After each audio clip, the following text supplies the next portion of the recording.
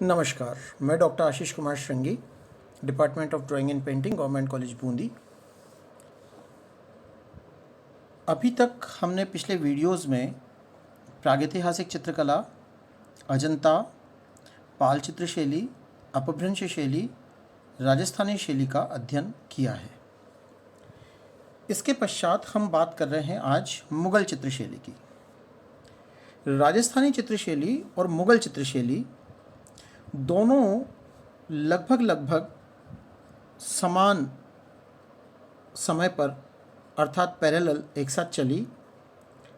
राजपूत राजाओं के शासन में जो कला पनपी वो राजस्थानी चित्रशैली कहलाई और मुग़ल बादशाहों के दरबार में जो कला थी, दरबारी कला जो थी, वो मुग़ल चित्रशैली कहलाई। तो आज हम बात कर रहे हैं मुग़ल चित्रशैली की। मुग़ल चित्रशैली को जानने के पहले थोड़ा सा इतिहास देखना हमारा ज़रूरी है। तो मुग़ल चित्रकला का जो उद्भव और विकास है वो कैसे कब हुआ, इसके बारे में थोड़ी सी बात की जाए। 16वीं शताब्दी यानी 1550 के आसपास से राजस्थान में राजस्थानी शैली का उदय हो गया था और 1526 में बाबर ने भारत में अपने राज्य स्थापित किया था। 1526 से 1530 तक बाबर ने 4 साल तक राज किया।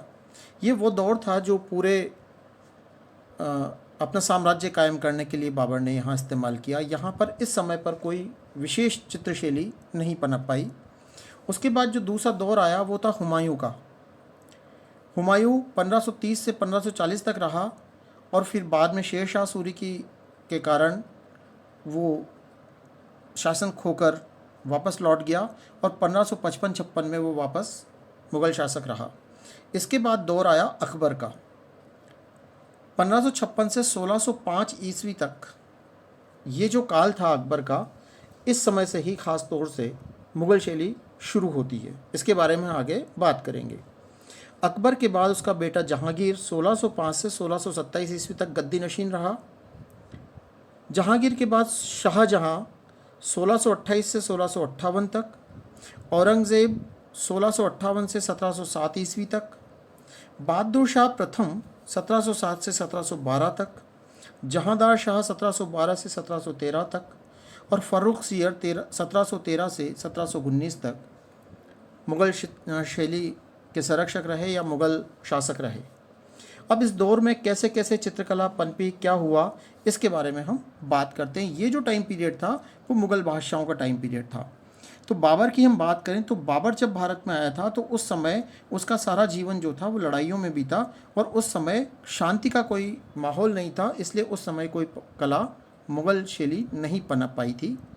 हुमायूं के दौर में हुमायूं जब ईरान से वापस लौटा था तो उसके साथ 2 चित्रकार आए थे। वो 2 चित्रकार थे ख्वाजा अब्दुल समद शिराज़ी और मीर सैयद अली।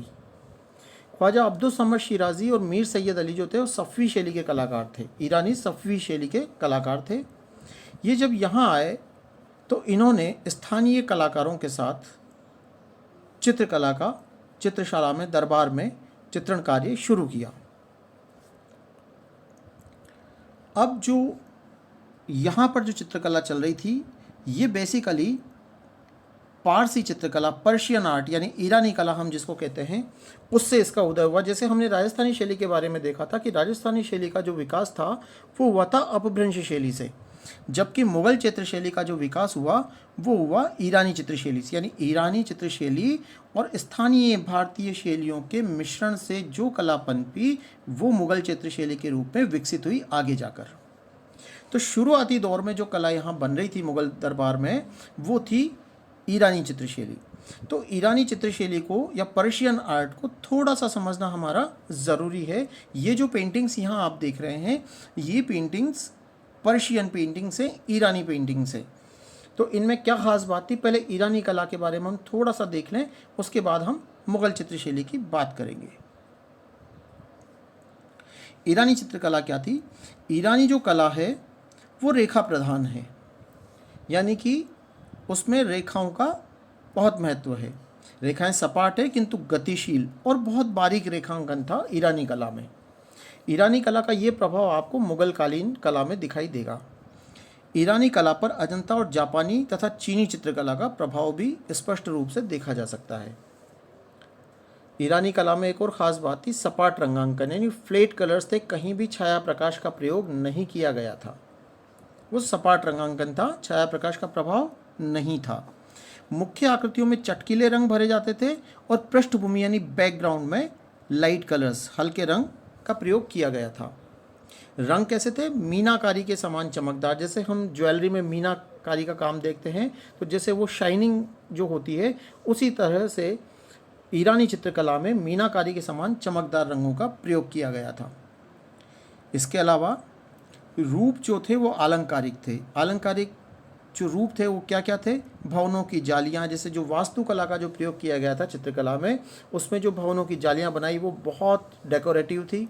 मेहराब, गुंबद, वस्त्र और संपूर्ण प्रकृति यानी पेड़ पौधे, पशु पक्षी, ये सभी में अलंकारिकता यानी डेकोरेटिव पैटर्न हमें देखने को मिलता है। यानी स्वाभाविकता नहीं होकर इसमें डेकोरेटिव पैटर्न था, यानी कि अलंकारिक थी। इनको ज़्यादा सुंदर बनाने का प्रयास किया गया था। ईरानी कला की बात कर रहे हैं अभी हम।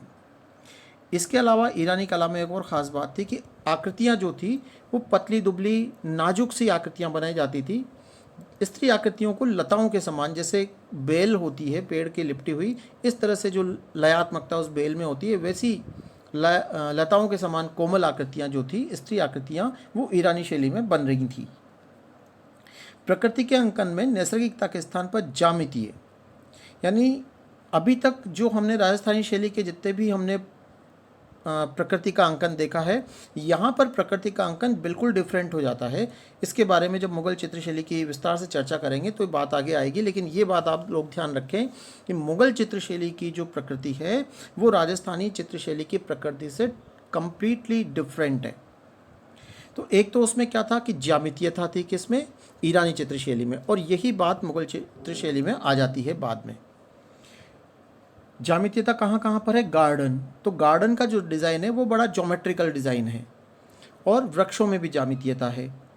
चेहरे जो थे, ये ख़ास बात है, ईरानी चित्रशैली के जो चेहरे थे वो पौने दो चश्म चेहरे बने हैं। पौने दो चश्म का मतलब है फ्रंट फेस से थोड़ा सा प्रोफाइल, यानी पूरा फ्रंट फेस नहीं होगा, थोड़ा सा साइड पे किया हुआ, जिसमें एक आँख पूरी दिख रही है और दूसरी आँख पौन दिख रही है। ऐसे पौने दो चश्म, जिसमें पौने दो आँख दिखे, ऐसी स्थिति, पौने दो चश्म चेहरे। इसको जब हम चित्र देखेंगे तो आपको स्पष्ट करेंगे कि पौने दो चश्म क्या होता है। हल्के रंगों से उसमें छोटी छोटी आंखें बनी हैं, छोटी सी नाक बनी है, पतले ओष्ठ यानी लिप्स बने हैं, कपोल और चिबुक यानी गाल और ठुड्डी में थोड़ा सा उभार दिया हुआ है। ये उसके मानवाकृतियों की विशेषता थी ईरानी चित्रशैली में। चित्रों के हाशिए जो हैं वो ईरानी चित्रशैली में बहुत ही ज़्यादा डेकोरेटिव यानी अलंकारिक थे। डेकोरेटिव का मतलब होता है इसको सजावटी कहा जाता है, यानी उसको अलंकरण से युक्त बनाया गया था। तो चित्रों के जो हाशिए हैं वो अलंकरणों से युक्त हैं। हाशियों में सुनहरी रंग यानी गोल्डन कलर का इस्तेमाल हुआ है, ये बहुत इंपॉर्टेंट बात है।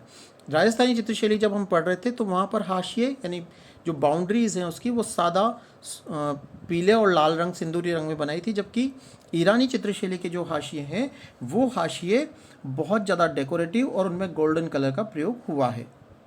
प्रायः संयोजन की सरलता यानी कंपोजिशंस जो हैं वो बहुत सिंप्लीफाइड है।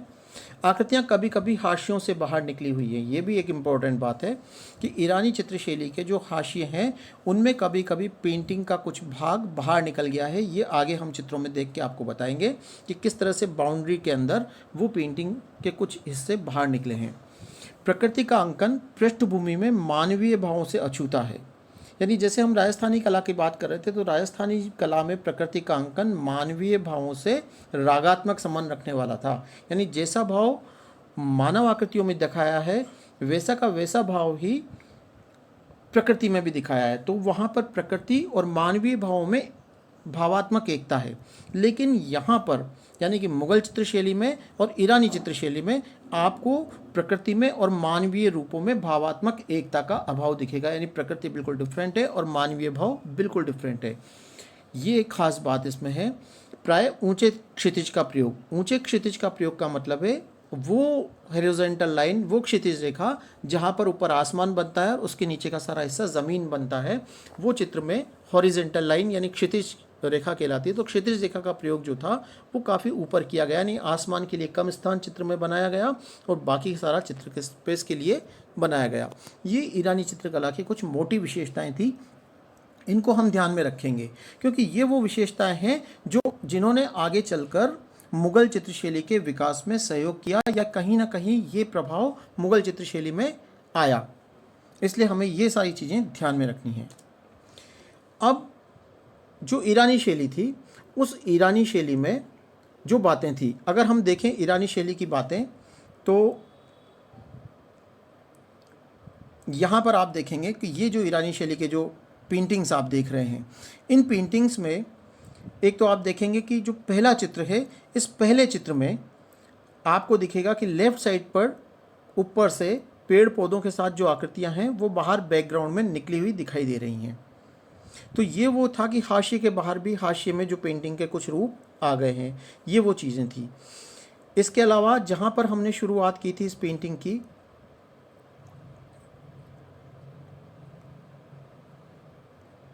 वहाँ पर हमें चित्रों का जो हाशिया है वो बहुत ही डेकोरेटिव, जैसे यहाँ पर जो आप देख रहे हैं, तो यहाँ पर जो इसकी बाउंड्री है, पेंटिंग के बाहर की जो बाउंड्री, वो कितनी डेकोरेटिव है। ये सब ईरानी चित्रकला है, ये ईरानी कला का प्रभाव है। तो आगे भी हम आपको पेंटिंग्स दिखाएंगे। तो ये जो ईरानी कला की जो विशेषताएं थी वो आगे जाकर मुग़ल चित्रशैली में मर्ज हो गई और उसकी विशेषता बनी। अब ये जब सब चल रहा था तो उसके बाद जो सबसे पहले जो टाइम आया, क्योंकि हुमायूं के समय तक जो था वो ईरानी चित्रशैली ही चल रही थी, वहाँ पर मुग़ल शैली अपने अस्तित्व में नहीं आई थी, क्योंकि हुमायूं जब ईरान से वापस लौटा था तो उस समय उसको ज़्यादा समय नहीं मिला था। इसके बाद समय आता है अकबर का। तो अकबर के समय पर यह शैली अपने निजी स्वरूप में आने लगी थी। तो अकबरी शैली को हम आज देख लेते हैं कि अकबरी शैली में यानी अकबर के समय जो शैली पनपी उसमें क्या क्या खास बातें थी। तो प्रारंभ में ईरानी कला का स्पष्ट प्रभाव अकबर के टाइम पर दिखाई देता है, यानी ईरानी कला की जितनी भी हमने बात की वो सब अकबर के शुरुआती दौर में, प्रारंभिक काल में वो सारी चीज़ें दिखाई देती हैं। क्या क्या थी? रंग चमकदार थे, आरंभिक चित्रों में रेखाओं में भारतीय गोलाई है, यानी जो रेखा, महीन रेखा जो थी इसकी, जो ईरानी शैली से आई थी वो अभी उतनी बारीक नहीं हुई थी शुरुआती दौर में, आगे चलकर उसमें बहुत ज़्यादा महीनता आ गई थी। चेहरे एक चश्म बनने लगे। यहाँ पर ये ईरानी शैली से डिफरेंस आया कि लोकल इफ़ेक्ट यानी भारतीय जो इफ़ेक्ट है, राजस्थानी जो इफ़ेक्ट है, वो इसमें ये आया कि चेहरे पौने दो चश्म के स्थान पर एक चश्म यानी साइड फेस बनने लगा। शबी हैं पौने दो चश्म, शबी हैं मतलब पोर्ट्रेट्स, किसी भी व्यक्ति का जो व्यक्ति चित्र है वो पोर्ट्रेट कहलाता है और उसको उर्दू में कहते हैं शबी है लगाना।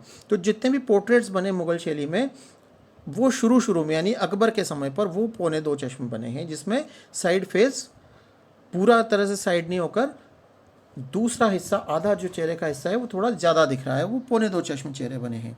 और भारतीय वातावरण, बैकग्राउंड जितना भी था उसमें इंडियन जो लय है वो दिखाई देती है, इंडियन कॉन्सेप्ट दिखाई देता है।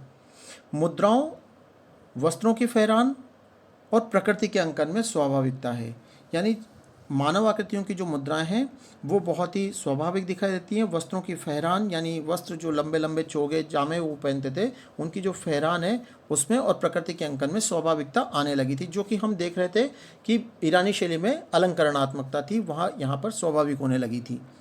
आरंभिक चित्रों में भारतीय वास्तु का अंकन है, यानी यहाँ पर जो शुरुआती दौर में जो चित्र बने अकबर के समय पे, उसमें भारतीय वास्तु यानी इंडियन आर्किटेक्चर, भारतीय वास्तु भवन या निर्माण कला का जो प्रभाव है वो यहाँ पर दिखाई देता है।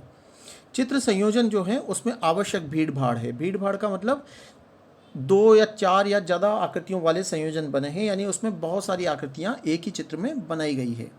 संयोजन में केंद्रीयता का मतलब है कि जो इम्पोर्टेंट फिगर है, आपका जो मेन सब्जेक्ट है, उसको पूरे स्पेस में, अंतराल में, केंद्र में संयोजित किया है और बाकी सहायक आकृतियों को उसके आसपास अपने प्रभाव के अनुकूल बनाया है। तो केंद्र में संयोजन में केंद्रीयता का प्रभाव रहा। आकृतियाँ प्राय सपाट हैं।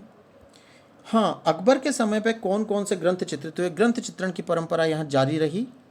वो कौन कौन से ग्रंथ चित्रित हुए, ये बहुत इंपॉर्टेंट है, इन ग्रंथों के नाम याद रखना। हमजानामा, हमजानामा तवारीख़ ख़ानदान तैमूरिया, यानी तैमूर ख़ानदान की जो तारीख़ थी, यानी जो इतिहास था, उसको कहा जाता है तवारीख़ ख़ानदान तैमूरिया। तो उसका भी यहाँ पर चित्रण हुआ। रज़्मनामा, रज़्मनामा महाभारत का उर्दू अनुवाद था, इसको रज़्मनामा कहा गया। रामायण चित्रित हुई। वाक़यात बाबरी, यानी बाबर से संबंधित जो वाक़यात किस्से थे उनको भी चित्रित किया गया। अकबरनामा, अकबरनामा चित्रित हुआ। अयार दानिश, अनवार सुहेली, अनवार सुहेली जहाँ तक मुझे याद है ये पंचतंत्र की कथा है जो विष्णु शर्मा के द्वारा लिखित थी, उसका उर्दू अनुवाद है अनवार सुहेली, पंचतंत्र की कथाएं। नल दमन यानी नल दमयंती के किस्से, ज़फ़रनामा, खमसा निज़ामी आदि। तो ये ऐसे बहुत सारे ग्रंथ थे जो अकबर के समय पर चित्रित हुए थे।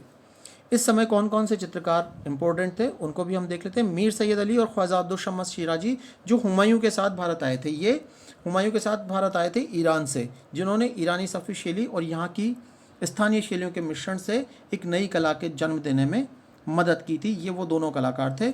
इसके अलावा यहाँ के जो स्थानीय कलाकार थे वो थे दसवंत, बसावन, फारूक, लाल, मुकुंद, माधव, खेमकरन। ये वो इंडियन पेंटर्स थे जो अकबर के दरबार में बतौर हैसियत दरबारी चित्रकार काम कर रहे थे। तो ये जो सारी चीज़ें थी वो अकबर के टाइम पर डेवलप हुई थी। अब यहाँ से जो मुग़ल शैली स्टार्ट होती है उसके बारे में हम आगे वाले वीडियो में चर्चा करेंगे। इसको आप एक बार अच्छे से पढ़ें, देखें और जो चीज़ समझ में नहीं आई वो पूछें। आगे के चित्र के लिए हम इसमें आगे बात करेंगे। ये जो पेंटिंग्स है ये अकबर के समय की है, जिसमें कुछ ईरानी प्रभाव आपको दिखाई देंगे। इसमें आप देख सकते हैं पेंटिंग्स को बड़ा करके कि यहाँ पर कुछ चेहरे जो हैं वो पौने 2 चश्म बने हैं, कुछ चेहरे 1 चश्म में। धीरे धीरे ये परिवर्तन जो था वो आ रहा था। मुग़ल शैली विकास की अवस्था में यहाँ पर थी। तो ये अकबरी शैली के टाइम के चित्र हैं। तो आगे वाली क्लास में हम आगे की बात करेंगे। Thank you so much.